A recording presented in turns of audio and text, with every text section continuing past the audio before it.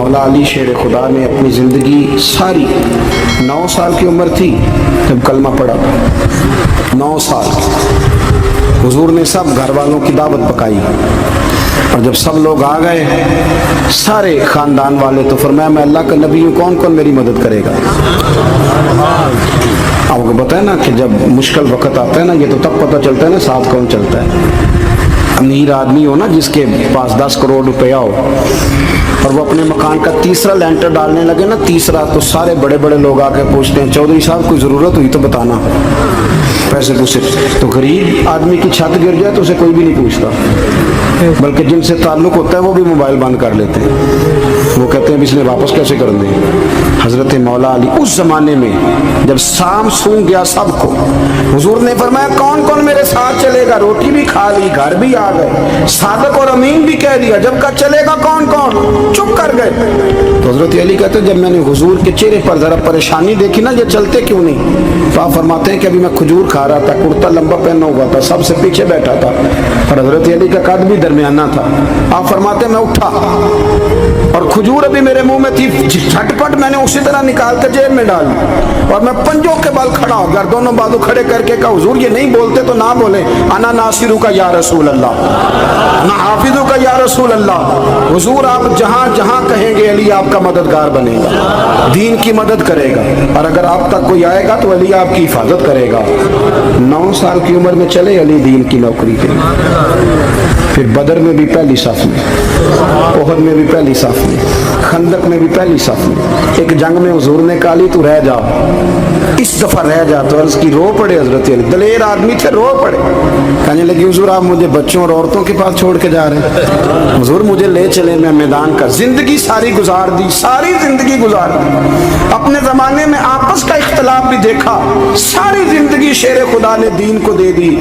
کوفے کی جامع مسجد میں 21 رمضان کو جب حضرت علی کو خنجر لگا نا، تو تاریخ میں جملہ محفوظ ہے، خنجر لگا نا جب وہ 9 سال کی عمر میں یاری لگائی، 63 سال عمر ہو گئی، جب خنجر لگا تو کہنے لگا فزت برب الکعبہ، مجھے رب کعبہ کی قسم آج کامیاب ہو گیا ہوں، پانی پرن سہیلیاں تے رنگا رنگ کڑے، اسی پریا اس دا جانیے جس دا توڑ چڑھے۔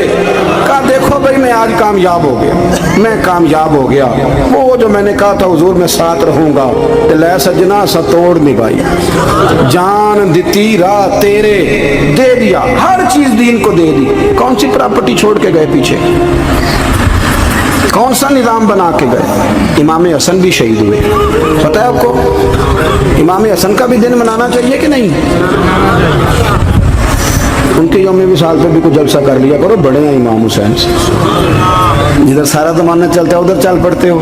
حدیث میں جہاں جہاں نام آیا نا، پہلا امام حسن کا ہے، دوسرا امام حسین کا ہے، اور امام حسین کے اپنے جملے ہیں، فرماتے ہیں میرا بھائی نہیں، میرا امام بھی ہے، میرا امام بھی ہے۔ اور آپ فرمایا کرتے تھے میں نے بڑی چیزیں اس حسن سے سیکھی ہیں، جو انہوں نے سیکھا ایک بتاؤں اس میں سے؟ کچھ لوگ تھکے ہیں آپ میں سے، حالانکہ میں تو زیادہ سفر کر کے آیا ہوں، عرض کروں جو انہوں نے سیکھا ہے؟ سنو، امام حسین خود بتاتے ہیں، فرماتے ہیں کہ اب میرے بھائی نا امام حسن اپنی ایک بیوی کو طلاق دینا چاہتے تھے، اختلاف شدید ہو گیا، بات طلاق تک آ گئی، مجھے پتہ چلا تو میں پہنچا، میں نے کہا بھائی جان کیا اختلاف ہے بھابھی سے؟ سنا طلاق دینے لگے، فرمایا ہاں طلاق دے دوں گا۔ چلی گئی ہے میں کہ فرمایا بتائیں غلطی کیا، کیوں دے رہے ہیں؟ تو امام حسن فرمانے لگے حسین آپ نے قرآن نہیں پڑھا؟ میں نے کہا جی پڑھا ہے، بتائیں۔ کہنے لگے اللہ فرماتا ہے ہن لباس لکم وانتم لباس لہن، مرد عورتوں کا لباس ہے، عورتیں مردوں کا لباس ہے۔ فرمایا میری بیوی میں کوئی کمزوری ہوگی تو میں پردہ ڈالوں گا کہ دنیا کو بتاؤں گا؟ امام حسین کہتے ہیں میں نے اٹھ کے بھائی کا ہاتھ چوما، میں نے کہا آیت میں نے پہلے بھی پڑھی تھی، تفسیر آج سمجھ میں آئی ہے، تفسیر آج سمجھ میں آئی ہے، میرے بڑے بھائی نے سمجھائی ہے، سمجھ میں آئی۔ کہتے ہیں کچھ دنوں کے بعد امام حسن نے بیوی کو طلاق دے دی، میں پھر آیا اور میں نے کہا میرے شانوں والے بھائی آپ بھی بتا دیں کیا مسئلہ تھا؟ تو کہتے میرا ماتھا چوما میرے بڑے بھائی نے اور کہنے لگے حسین چھوڑ، وہ غیر محرم بیوی ہے، میں کسی غیر کی باتیں تیرے ساتھ کیا کروں، طلاق دے دی، غیر محرم ہو گئی، اب اس کا ذکر کیا چھیڑنا؟ کہتے میں سمجھ گیا کہ میرا بھائی قرآن کی اس روح کو جانتا ہے جو حسین تک بھی پہنچ رہی ہے۔ بھائیو، امام حسن رضی اللہ تعالیٰ عنہ، آپ کو پتہ ہے یہ کائنات کا وہ عظیم شخص ہے، حسن ابن علی، وہ عظیم ہستی ہے جس نے تاج چھوڑ دیا، تخت چھوڑ دیا، پر نبی پاک کی امت کو جوڑ دیا۔ نبی کریم نے ان کو اپنے ساتھ بٹھا کے کہا تھا، صحیح بخاری میں موجود ہے، کہا یہ میرا بیٹا حسن سید ہے، یا مسلمانوں کی دو جماعتیں لڑیں گی تو یہ صلح کرائے گا۔ حضرت امام حسن نے تخت چھوڑا، تاج چھوڑا، لیکن مسلمانوں کو آپس میں اتنی بڑی قربانی، اتنی بڑی قربانی۔ یہاں تو بھائی چھوٹا سا مسئلہ ہوتا ہے، مسجد میں اچھے بھلے امام صاحب نماز پڑھا رہے ہوتے ہیں، بچے پڑھ رہے ہوتے ہیں، اور مسجد میں تو تقریباً 15-20 چودھری اتوار مسجد میں ہوتے ہیں، تو پنڈ تو نہیں ہیں جی؟ چلو اللہ کا شکر ہے جی، اتنے نہیں تھوڑے نے، چلو اللہ کرے وہ بھی نال ہی رل جان، درویشی چنگی چدرا دا کی کرنا ہے۔ تو ویسے میں نے دیکھا ہے تھوڑی سی جو کسی شہر کی بڑی مسجد ہوتی ہے اس میں 15-20 چودھری ہوتے ہیں، اور مولوی صاحب کی مجبوری ہے سب کی مان کے چلنا، دو کی نہ مانے قاری صاحب، دو کی۔ اب وہ یہ نہیں دیکھیں گے کہ دین کا نقصان ہو رہا ہے، مسجد کا مسئلہ ہے، بچوں کا مسئلہ ہے، ان کو تو ذات کا مسئلہ ہے، میری نہیں مانی لہذا چھوٹی۔ وہ خدا کے بندو، ہم 2 منٹ کے لیے چدراہٹ نہیں چھوڑتے، دین کا نقصان کر دیتے ہیں۔ امام حسن نے پوری حکومت چھوڑ دی، پوری حکومت۔ اتنا بڑا سخی کم آپ کو ملے گا جو سخاوت کرے اور نبی کی امت کو بچائے صلی اللہ ہو۔ یہ بات بیان نہیں ہوتی، اکثر نہیں ہوتی، شاید پورے کربلا میں آپ نے نہ سنی ہو، اللہ ماشاءاللہ۔ اس کو سمجھے امام حسن۔ اور پھر مزے کی بات، امام حسن بھی شہید ہوئے، انہیں زہر دیا گیا، اور جب وہ شدید بیمار ہو گئے نا، زہر اثر کر گیا، تو امام حسین آئے، بڑے پریشان ہوئے، رو پڑے، کہنے لگے بھائی مجھے بتاؤ کس نے زہر دیا؟ تو امام حسن کہنے لگے حسین مجھے شک ہے ایک شخص پر، لیکن شک ہے بھائی، اگر صرف شک ہے تو میں کسی بے گناہ کو بدنام کیسے کر دوں، تمہیں کیسے نام بتا دوں؟ یہ نامعلوم پرچے کراتے نہیں ہم روز ہی نامعلوم پرچے، جس پہ دشمنی ہے اس کا نام لکھا دو، ختم ہو گئی بات۔ امام حسن کی تربیت ہے، فرمانے لگے جس پر مجھے شک ہے اس کا نام بتا دوں، تو اگر وہ نہیں تو بے گناہ کا ذکر کیسے کر دوں؟ تو امام حسین فرمانے لگے بھائی جان اگر وہی ہوا تو آپ فرمانے لگے اگر وہی ہوا نا تو حسین پھر بھی تو چھوڑ دے، میں نے رب کے سپرد کر دیا، اللہ بہترین انتقام لینے والا ہے۔ اللہ اتنا بڑا حوصلہ سیدہ کے بیٹے کا، شیر کے بیٹے کا، شیروں جیسا کلیجہ، اتنا دل دریا سمندروں ڈونگے، کون دلاں دیاں جانے۔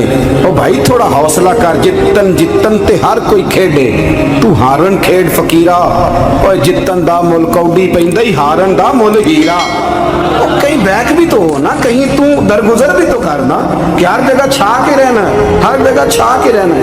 میرے ایک سنگی ہیں، آپ کو پتہ یہ جو اسٹیج پہ بیٹھنے والے لوگ ہوتے ہیں نا، یہاں تو اچھے لوگ بیٹھے ہیں، میری طرح کے جو لوگ جو اسٹیج پہ بیٹھنے کا عادی ہو جاتا ہے وہ نیچے بیچارہ بیٹھ بھی نہیں سکتا، یہ مسئلہ ہو جاتا ہے۔ میں اکثر کہتا ہوں کہ کبھی نیچے بیٹھ کے تو دیکھو کیا فرق ہوتا ہے۔ اگر کسی بندے کی کوئی شان ہے تو وہ جو سب سے پیچھے بیٹھا ہے اس کی شان ویسی کی ویسی ہے، کوئی کمی آ جائے گی؟ کچھ بھی نہیں۔ مجھے ذاتی طور پر دیانتداری سے کہتا ہوں، مسجد میں بیٹھا ہوں، جب میرے آنے پہ لوگ نعرے لگاتے ہیں مجھے تکلیف ہوتی ہے، میں کہتا ہوں یار نبی پاک کی نعت چل رہی تھی، اس کا ادب زیادہ ہے یا اجمل قادری کا ادب زیادہ ہے؟ چھوڑیں آپ، جو آیا ہے وہ بیٹھ جائے گا، ختم ہو گئی بات۔ اور ویسے بھی جو لوگ جلسوں کے لیے محنت کرتے ہیں نا، بیچارے اشتہار لگاتے ہیں، مسجد کی صفائی کرتے ہیں، جو لنگر پکاتے ہیں، وہ تو اسٹیج پہ آتے نہیں، حالانکہ زیادہ ثواب تو ان کو ملتا ہے، وہ تو پیچھے چھپے ہوتے ہیں۔ میں کئی دفعہ مجھے پتہ چل جائے نا اس کارکن نے زیادہ کام کیا اس جلسے کے لیے، تو میں اس کے کان میں کہتا ہوں میرے لیے بھی دعا کری، اس لیے کہ تو نے محنت کی ہے، تیرا اجر اور ہے۔ ہم تو شان سے آئے بیٹھے اور چھٹی کر گئے۔ بھائی تھوڑا پیچھے بھی دیکھے، نبی کریم کے پورے خاندان کی قربانیاں، پورے خاندان۔ دوپہر کو کھانا نہ پکا ہو تو ہمارے بچے موبائل توڑ دیتے ہیں، اور شام کو مرضی کا نہ پکا ہو تو واک آؤٹ کر جاتے ہیں, کہتے ہیں لے آؤ پیسے پھر برگر لے آئیے, میری مرضی کا نہیں پکا. سیدہ فرماتی ہیں میرے گھر میں مہینہ مہینہ چولہا نہیں جلا, مہینہ مہینہ چولہا. 3 روزے رکھے سیدہ فاطمہ نے, مولا علی نے, امام حسن نے, امام حسین نے, اور تینوں دن افطار کے وقت فقیر مانگنے آ گیا تو کھانا وہاں دے دیا. آپ کا کیا خیال ہے جو بے صبرا آدمی ہو وہ کربلا میں جا کے لڑے گا؟ جس کو عادت ہی نہ ہو بچپن سے ٹھہرنے کی وہ لڑے گا؟ جو ذرا ذرا سی بات پہ ڈگمگا جاتا وہ لڑے گا؟ اسٹیج پہ نہیں بٹھایا تو لڑ پڑے وہ لڑے گا؟ او خدا کے بندو, بڑا حوصلہ چاہیے, بڑا ظرف چاہیے. امام علی مقام کا ایک قد ہے, ان کا ایک وقار ہے, ان کا ایک حسن ہے. امام حسین رضی اللہ تعالیٰ عنہ نے 25 حج کیے مدینے سے مکے پیدل جا کے, دونوں بھائیوں نے. ہر روز 10 سپارے قرآن پاک کے امام حسین پڑھتے تھے. حضرت عبداللہ ابن زبیر کہتے ہیں میں سیدہ فاطمہ کے بیٹے حسن اور حسین سے جب بھی ملا ہوں دونوں بھائیوں نے روزہ رکھا ہوا ہوتا تھا. انہوں نے اپنی زندگی تقوی سے گزاری, پرہیزگاری اور سخاوت. سبحان اللہ. پتہ ہے سخی مالدار نہیں ہوتا, حضور نے فرمایا بندہ دل کا غنی ہوتا ہے. مالدار تو بندہ بنتا ہی تب ہے جب پیسے جمع کرے, سخاوت کرنے سے تھوڑی مالدار بنے گا. اس لیے درویش کہتے ہیں مالا والے سخی نہیں ہوندے, سخیاں کل مال نہیں ہوندا. سنیں بہت بڑی سخاوت کی اپنی زندگی میں, ساری زندگی سخاوت میں گزار دی, ساری زندگی. امام حسن نے بھی, امام حسین نے جو آیا دے دیا, جو آیا دے دیا. ہزاروں دینار آتے. ایک دن ایک فقیر مانگنے آ گیا تو امام حسن حسین دونوں تھے. کہنے لگا میں نے سنا بڑے لاجپال ہو, غریب ہو, مہربانی ہو جائے. فرمایا بیٹھ جاؤ رزق آنے والا ہے. تھوڑی دیر گزری تو 3000 دینار آئے. ویسے میرے کو 3 لاکھ روپیہ ہوئے تو مسیطے کنے دینے چاہیے؟ میں اپنا پہ پوچھنا, تھوڑا تو پوچھیا ہی نہیں, میں مشورہ پہ لینا. 3 لاکھ جو میرے کو ہوئے تو مسیطے کنے دینے چاہیے؟ تسی ظاہر ہے ان کو دیانتداری والا مشورہ ہی دینا ہے نا, جنج کرنا جو ہی دسنا دینا. کتنا 1000 ہیں؟ میں کبھی کبھی پیار سے بات سناتا ہوں. ایک سنگی میرے پاس آیا, کہنے لگا سب دعا کرو اللہ میں پیسے دے, میں وہ راہ دیا گا. میں کہ یا اللہ 10 کروڑ دے, 9.5 کروڑ تیرے راہ دے چھڑے گا. وہ بھی ہسی آئی ہے جو میں تسی ہسے ہو نا. آمین نہیں سوا کی, یا چپ کر گیا یا کوڑن لگ گیا. اور میں کہ کرما لیا آمین تے آگ تینوں دے 50 لاکھ پھر بھی پیا بچدا سی. لیکن اسی دعاواں وچ بھی 9.5 کروڑ دین لئی تیار, ناراض نہ ہونا, دعاواں وچ بھی تیار نہیں, مزاج ہی نہیں, طبیعت ہی نہیں. سیدہ فاطمہ الزہرا کے پاس 40 اونٹ کھڑے تھے. ایک بی بی آئی, وہ کہنے لگی اماں جی یہ جو اونٹ کھڑے ہیں یہ میرے ہیں, اب بتائیں میں اللہ کے رستے میں دوں تو کتنے دوں؟ سیدہ فاطمہ کہنے لگی 1 بکری دے دے. تو کہنے لگی حضور اگر آپ کے پاس 40 ہوتے تو آپ کتنے دیتی؟ سیدہ فرمانے لگی میں سارے کے سارے دے دیتی. تیرے لیے مسئلہ اور ہے, میرے لیے فتویٰ اور ہے, سارے دے دے. 3000 دینار آئے امام حسن اور حسین کے پاس. فقیر بیٹھا ہے, فقیر کہتا ہے میرے دل میں خیال تھا کہ 5-10 دے دیں تو میری موت بن جائے گی, پر مجھے نہیں پتا تھا کہ اتنے سخی گرانے کے پاس آیا ہوں. 5-10 دے دیں تو موت بن گئی. کہتے امام حسن نے 3000 دینار میری ہتھیلی پہ رکھے اور میرا ماتھا چوم کے کہنے لگے یار میرا تو خیال تھا کہ تیرے انتظار پر تجھے کچھ ملے گا, پر یہ رکھ لے, مجھے پتا ہوتا کہ تجھے اتنا ملنا ہے تو میں تجھے انتظار نہ کراتا. جلدی دے, خود بھیک دے, خود ہی کہے منگتے کا بھلا ہو. اپنی زندگی نفاست سے گزاری اہل بیت, قربانی دے کے گزاری. حضرت امام حسین رضی اللہ تعالیٰ یہ حضور کی اولاد پاک ہیں. پیروں کو نہ تھوڑی مٹی لگ گئی, عمر جوانی کی تھی, داڑھی مبارک ساری سیاہ تھی, کالی تھی. حضرت ابو ہریرہ ان سے سالوں بڑے تھے, امیر المومنین فی الحدیث. حضرت ابو ہریرہ نے دیکھا کہ امام حسین کے مقدس قدموں کو مٹی لگ گئی. کسی سے بھی کہا جا سکتا تھا ذرا امام صاحب کی توجہ کرانا, یہ ذرا مٹی اتار دینا, لیکن حضرت ابو ہریرہ جھٹ سے اٹھے, اپنی پگڑی کھولی, اس کا پلو لیا اور حضرت امام حسین کے پیروں سے مٹی صاف کرنی شروع کر دی. کیوں کہ اہل فضل ہی کسی کی فضیلت کو جان سکتا, عزت والا ہی کسی کو عزت دیتا. جس کے پاس وقار ہو, او میرے سنگیوں لوگوں کی باتوں میں نہ آنا, یہ تمہیں الجھا دیں گے, یہ تمہیں تفریق میں ڈال دیں گے. یہ انتشار برپا کریں گے۔ یہ وہ حسین جماعت ہے جو حضور کے سامنے بیٹھا کرتی تھی۔ ان سے پیار کرنا، ان سے محبت کرنا۔ آپ کبھی ترمذی کی ایک حدیث پڑھیں تو مر جانے کو جی کرتا ہے۔ حضور نے فرمایا تھا میرے صحابہ کے بارے میں اللہ سے ڈرنا، میرے بعد انہیں اپنی زبانوں کا نشانہ نہ بنانا۔ کاش کوئی ان جملوں کا درد سمجھ سکے۔ فرمایا رب سے ڈرنا، اور کریم فرمانے لگے جس نے ان سے محبت کی میری محبت کی وجہ سے محبت کی، اور جس نے ان سے عداوت رکھی میری وجہ سے رکھی۔ کبھی بھی کسی اور جو حضور کی اولاد ہے، صحابہ کرام نے ایک جگہ کچھ نذرانہ جمع کیا اور جمع کر کے کہا کہ حضور کی بارگاہ میں پیش کرنا ہے۔ اخراجات بہت زیادہ ہیں اور ظاہری وسائل اس ترتیب سے نہیں ہیں۔ یہ نذرانہ ہر مہینے پیش کرنا ہے۔ جب وہ لے کے حضور کی بارگاہ میں گئے نا تو اللہ نے قرآن نازل کر دیا۔ فرمایا محبوب ان سے کہہ دو لا اسألکم علیہ اجرا، میں تبلیغ دین پر تم سے کوئی اجر نہیں مانگتا، الا المودۃ فی القربى، بس میرے قریبیوں سے پیار کرتے رہنا، میرے قریبیوں سے محبت کرنا، پیار کرنا قریبیوں سے۔ یہ علی المرتضیٰ ہیں، یہ فاطمہ ہیں، یہ ان کا خاندان ہے، یہ ختیجہ ہیں، یہ عائشہ ہیں، یہ میمونہ ہیں، یہ حفصہ ہیں، ان سے پیار کرنا، میرے قریبیوں سے محبت کرنا۔ ہمارے دلوں میں حضور کی اولاد کا پیار ہونا چاہیے، طبیعتوں میں احترام ہونا چاہیے، ہمارا مزاج، ہمارا دل ان کے لیے دھڑکنا چاہیے، ہمارے لہجے، ہمارے انداز ہمیشہ ان کے حق میں نرم ہونے چاہیے۔ میں کہہ چکا ہوں سید کا صرف عقیدہ ٹھیک ہونا شرط ہے، باقی آپ تحقیق اور تفتیش میں نہ پڑیں، وہ جانے رب جانے۔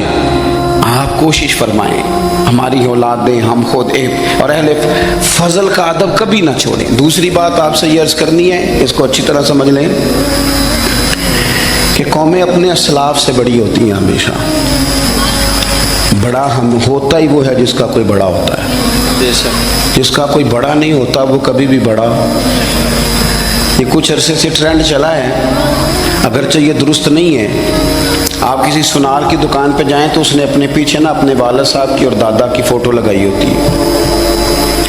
حکیم کی دکان پہ چلے جائیں، کپڑے والی دکان پہ چلے جائیں تو اس نے پیچھے اپنے دادا کی، والد کی فوٹو لگائی ہوتی ہے۔ اگرچہ یہ درست نہیں، تصویریں نہیں لگانی چاہیے، تصویریں ان کے کیا پیروں کی بھی نہیں لگانی چاہیے۔ جہاں تصویر ہوتی ہے وہاں نماز کیسے پڑھی جائے گی؟ فرشتہ رحمت کا نہیں آئے گا۔ یہ تو اب ایک ضرورت بن گئی، تو اب ضرورت کیا، اب تو خیر نفسیاتی مسئلہ بن گیا ہمارا، یہ نفسیاتی مسئلہ ہے۔ یعنی سلام بعد میں فوٹو پہلے، یعنی سیانے سیانے لوگ، اور یہ ہمیں ایسے کھیل تماشے میں لگایا گیا ہے کہ میں ڈھیر سارے لوگوں پر غور کرتا ہوں، پھر ان کے لیے دعا کرتا ہوں کہ یا اللہ ان کی مدد فرما۔ یعنی اس طرح کی حالت ہے کہ وہ زندہ ہی موبائل کے اندر ہے، ہر چیز ہی۔ مجھ سے ایک دفعہ ایک صاحب نے پوچھا مولوی آج کل بڑے لڑ رہے ہیں، میں نے کہا وہ 4-5 ہے جن کو آپ ٹی وی موبائل پہ دیکھتے ہیں، آپ میرے ساتھ آئیں، میں آپ کو 20 اور سینکڑوں شیخ الحدیث بتاتا ہوں جو سکون سے بیٹھ کر رسول اللہ کا دین پڑھا رہے ہیں۔ تو آپ مسئلہ سے تو یہ ہے کہ ہم نے کل زندگی وہ سمجھ لی ہے جو موبائل کے اندر ہے۔ بہرحال وہ تصویر لگائی ہوتی ہے سنار نے بھی اور حکیم نے بھی اور ڈاکٹر نے بھی اور بہت سارے لوگوں نے کہ جناب اب یہ جو تصویر لگاتے ہیں تو اس کے پیچھے پوری حکمت ہوتی ہے۔ آپ ان سے پوچھتے ہیں یہ فوٹو کیوں لگائی ہے تو وہ کہتے ہیں ہم یہ بتانا چاہتے ہیں کہ یہ کام آج نہیں ہم نے شروع کیا، ہمارا شجرہ پرانا ہے، ہمارے باپ دادا سارے یہی کام کرتے تھے، ہمارا خاندانی ورثہ ہے۔ وہ ثابت یہ کرنا چاہتے ہیں کہ ہم پیچھے سے ہمارا ایک سلسلہ آ رہا ہے۔ ساری دنیا اپنے اکابرین کو، اسلاف کو، بڑوں کو ان کے زور پر بڑا ہونا چاہتی ہے۔ یہاں کچھ لوگ ایسے آئے ہیں جن کے نزدیک معاذ اللہ صحابہ ہی ٹھیک نہیں تھے، اہل بیت ہی ٹھیک نہیں تھے۔ آپ اپنی سند کیسے مضبوط کریں گے؟ اگر وہ اولین جو حضور کے سامنے بیٹھتے تھے وہی ٹھیک نہیں تھے تو پھر ان سے ہو کے جو دین آگے آیا اس کو تم کیسے ٹھیک مانو؟ ساری چیزوں کو مشکوک کرنا چاہتے ہیں۔ ہمارے بزرگوں نے، امام بخاری نے، امام مسلم نے محنت کر کے حدیثیں تلاش کی، اصول بیان کیے کہ یہ حدیث صحیح ہے، متواتر ہے، حسن ہے، ضعیف ہے، کیا ہے، اس کے اصول اور قاعدے بیان کیے اور جو جب انہوں نے خود پوری تحقیق کی، آپ تھوڑی سی، آپ مشکل بات نہیں کر رہا، تھوڑی سی آپ غور کریں گے، انہوں نے سینکڑوں میل کا سفر کیا، گھوڑوں پہ، پیدل، اونٹوں پہ، ریسرچ کر کے بتایا کہ یہ حدیث بالکل درست ہے، اپنی سند کے اعتبار سے، متن کے اعتبار سے یہ متواتر درجے کی ہے۔ انہوں نے پوری ریسرچ کی۔ پھر غور کریں کیا کہہ رہا ہوں، جب پوری تحقیق کر لی تھی تو پھر انہیں کہنا چاہیے تھا نا یہ نبی پاک نے فرمایا ہے، کہنا چاہیے تھا نا کہ یہ حضور نے فرمایا، ہماری تحقیق ہے، حدیث درست ہے۔ لیکن کسی نے بھی ڈائریکٹ نہیں کہا۔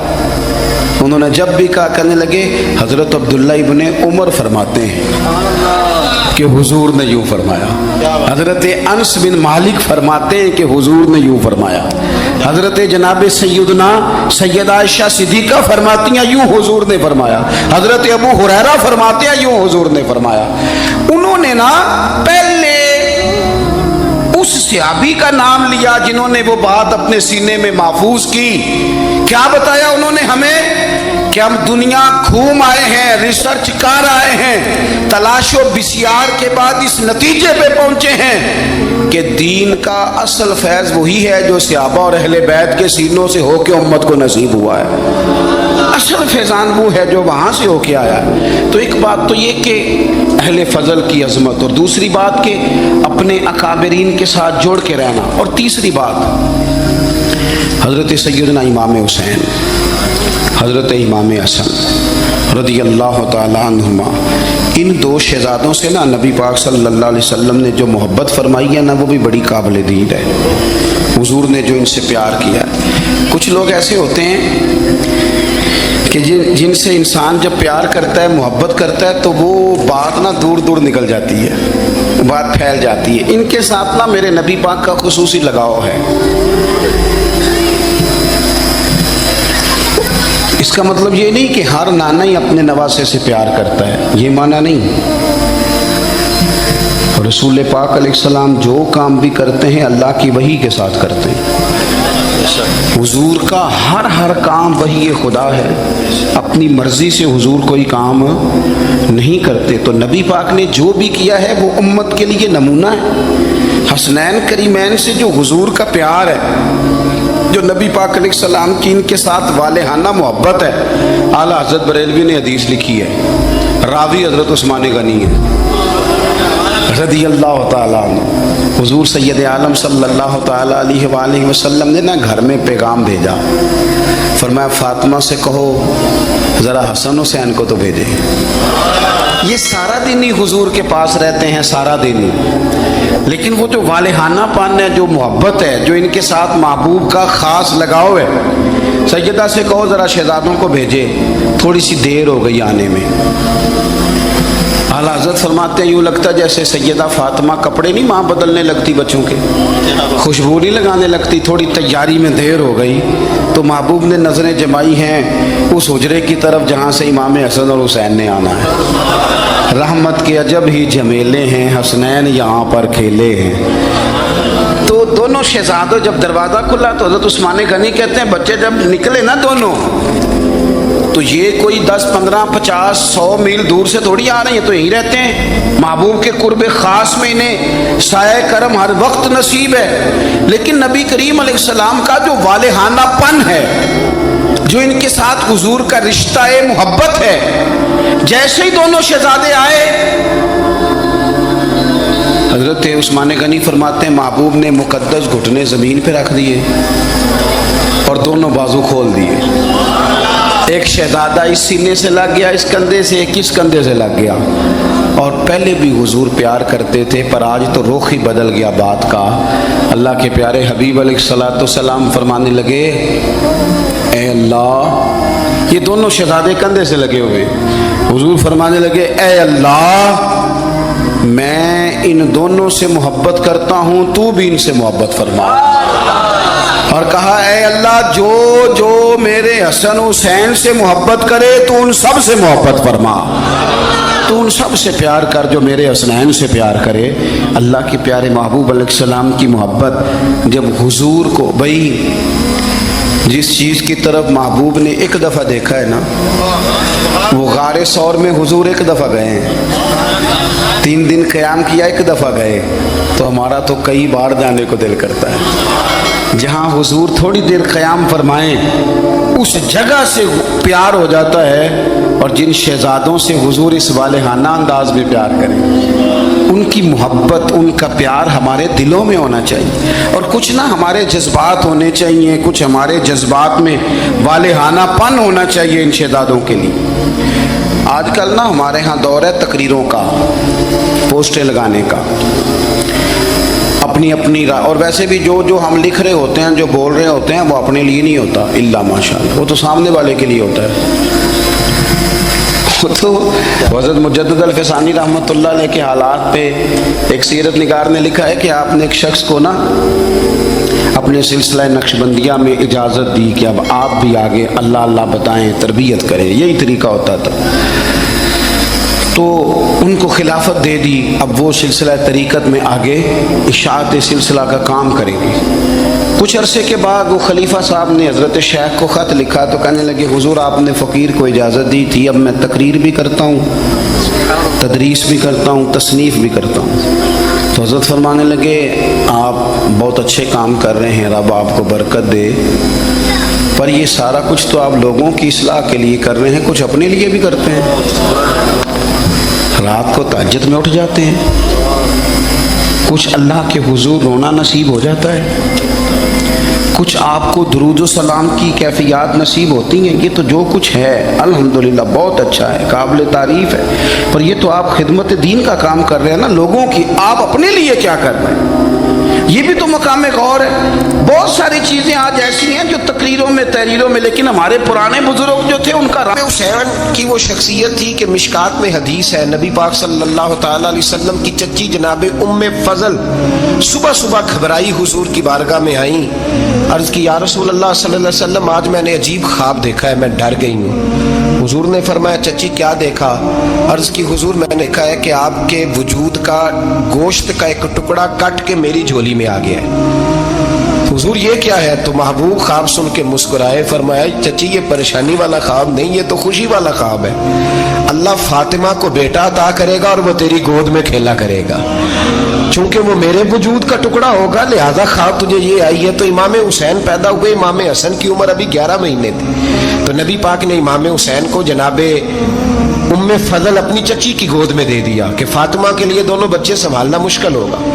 وہ خواب اس طرح پوری ہوئی، امام حسین سے حضور نے بڑا پیار کیا، بڑی محبت فرمائی نبی پاک سے۔ کچھ حدیثیں میں نے جمعے میں عرض کی تھیں، حضرت ابو ہریرہ رضی اللہ تعالیٰ عنہ کہتے ہیں یہ واحد بچہ تھا حضور کے گھرانے کا کہ میں نے دیکھا کہ نبی پاک صلی اللہ علیہ وسلم بیٹھے تھے تو یہ حضور سے کہہ رہے ہیں، نبی پاک سے کہ نانا جی اٹھ کے کھڑے ہو، کہتے ہیں حضور کھڑے ہو گئے تو کہنے لگے میں نے آپ کے برابر جانا ہے۔ بچے جو مرضی ضد کر لیتے ہیں نا، قد چھوٹا تھا، عمر 7.5 سال تھی، کہنے لگے نانا میں نے برابر جانا ہے، تو نبی پاک صلی اللہ علیہ وسلم نے ہاتھ پکڑ لیے، فرمایا چل پھر ہو جا برابر۔ تو حضرت ابو ہریرہ کہتے ہیں انہوں نے حضور نے ہاتھ پکڑے اوپر کھینچا تو امام حسین نے پہلے اپنے پیر حضور کے گھٹنوں پہ رکھے، پھر نبی پاک کے سینے پہ رکھے، اور جب ان کا قد سر تھوڑا سا حضور سے اونچا ہو گیا تو محبوب فرمانے لگے چل بس کر، تو نے تو کہا تھا آپ کے برابر ہونا، تو اوپر نکل گیا ہے، چل بس کر۔ فرماتے پھر امام حسین نے زبان باہر نکالی تو محبوب ان کی زبان چوسنے لگے، پھر ساتھ لٹا لیا اور انہیں سونگھنے لگے۔ تو میں نے عرض کی حضور آپ حسین کو سونگھتے کیوں ہیں؟ تو فرمایا ابو ہریرہ مجھے حسین کے وجود سے جنت کی خوشبو آتی ہے، مجھے حسین کے وجود سے جنت کی۔ ایک دن حضور گزر رہے تھے، اصل اس طرح تھا کہ یہ نبی پاک کا حجرہ تھا، جن لوگوں کو اللہ نے مدینے کی زیارت کرائی ہے وہ جان سکتے ہیں، نبی پاک کا حجرہ تھا تو حضور کے حجرے کی اس جانب یعنی مسجد کی جو بالکل سیدھ ہے اس کی بیک میں سیدہ فاطمہ رہتی تھی، تو حضور اکثر نہ نماز کے لیے جب نکلتے تو حضرت فاطمہ کے حجرے کے پاس سے ہو کر دوبارہ محراب میں جاتے، محبوب حجرے کے پاس سے گزرے تو امام حسین رو رہے تھے، تو حضرت فاطمہ نے کسی بات میں جھڑک دیا تو امام حسین رونے لگے، تو نبی پاک نماز کے لیے گئے تو واپس لوٹ آئے، اور واپس تشریف لا کے کہا فاطمہ حسین کو کیا ہوا؟ عرض کی یا رسول اللہ تنگ کر رہے تھے میں نے ڈانٹ دیا ہے۔ کیا خوبصورت جملے ہیں حدیث پاک میں، سرکار نے فرمایا فاطمہ اس کو حسین کو نہ رونے نہ دیا کر، یہ جب روتا ہے نا تو میرے دل کو تکلیف ہوتی ہے۔ تو بی بی صاحبہ کہتی ہیں یہ حکم آیا نبی پاک کا میرے نام، پھر میں نے ڈانٹنا چھوڑ دیا. یہ ان کے فضائل تھے کم. ان کی تربیت خود نبی پاک نے فرمائی, خود ڈیوٹی. میں کسی منطق کا میں اب تو اللہ تعالیٰ معاف کرے, پہلے ہم لوگوں کو کہتے تھے فلانی مجلس میں نہ جانا فلانی, اب تو مصیبت بن گئی ہے, جانے کی ضرورت نہیں, ہر شے موبائل میں آ گئی. مجھے بھیجتے ہیں, کہتے ہیں حضرت صاحب یہ ذرا سننا, یہ ذرا سننا. کل کراچی سے کچھ مہمان آ گئے تو اب بچوں نے وہ کلپ سنبھال کے, یہ مولوی دیکھو کیا کہتا ہے. اب آیتیں پڑھی جا رہی ہیں قرآن پاک کی, اتنا ٹکڑا یہاں سے لیتے ہیں, اتنا ٹکڑا یہاں سے لیتے ہیں, اور ملا کے پتہ نہیں کون سا مکسچر بنا رہے ہیں. کسی آیت کا ترجمہ نہیں, کوئی واضح حدیث نہیں. ایسے ہوا ہوگا, پھر اس کو اس سے جوڑ لیں تو کیا بنتا ہے, اتنی جمع کر. یہ کون سا دین ہے جو توڑ مروڑ کے بیان کر رہے, کون سا مذہب ہے؟ دین تو واضح کھلی کتاب ہے. اب ہمارا یہ شوق ہے, ہم ہر تماشا دیکھنا چاہتے ہیں. ہم اپنے لوگوں کی قدر نہیں کرتے اور بڑی بڑی دور جا کے ہم غلط معاملات میں جاتے ہیں, پھر ذہن ہمارے شکوک کا شکار ہوتے ہیں. ہمیں سمجھنا چاہیے کوئی ایسی کسی دلیل کی ضرورت نہیں ہے. جب ان کے واضح چیزیں ان کی کتابیں میں موجود ہے, حدیث میں موجود ہے, قرآن مجید میں ان کے فضائل کھل کے موجود ہے, تو دور جانے کی کیا ضرورت. حضور ان کی ٹریننگ کراتے تھے. پہلی بات تو یہ ہے کہ نبی پاک نے دعا مانگی تھی, یا اللہ میرے گھر والوں کو زیادہ روزی نہ دینا, انہیں ایک وقت روٹی دینا, ایک وقت کی بھوک دینا. یہ جو 10 دن کربلا میں انہیں ٹینشن نہیں نہ ہوئی, انہیں عادت تھی فاقہ کرنے کی, انہیں 3 دن وصلی روزے رکھنے کی عادت تھی. پہلی بات. دوسرا یہ کہ جہاد کی تربیت حضور خود کراتے تھے. حضرت فاطمہ زہرا کہتی میں پردے کے پیچھے دیکھ رہی تھی, نبی پاک نے امام حسن اور حسین سے فرمایا چلو میرے سامنے کشتی لڑو. تو دونوں حضرات آپس میں جب کشتی لڑنے لگے تو نبی پاک نا امام حسن کو کہتے ہیں, حسن حسین کو ٹانگوں سے پکڑو, حسن حسین کو پیچھے سے پکڑو. جب نبی پاک بار بار امام حسن کو بتا رہے تھے تو سیدہ پیچھے سے بول پڑی, کہنے لگی یا رسول اللہ آپ چھوٹے کو بتائے, آپ بڑے کو بتا رہے ہیں. بڑا تو پہلے 11 مہینے بڑا ہے, تو آپ چھوٹے کو بتائے بڑے کو بتا رہے. تو فرمایا فاطمہ تو چپ کرنا, جو میں دیکھ رہا ہوں تو نہیں نہ دیکھ رہی, ایک کو میں بتا رہا ہوں دوسرے کو جبریل امین بتا رہے ہیں. تو یہ حضور نے اپنے سامنے ان کی تربیت کی. اگر آپ کو یہ ویڈیو پسند آئے تو ہمارے چینل محفل ذکر کو لائک اور سبسکرائب ضرور کریں. شکریہ.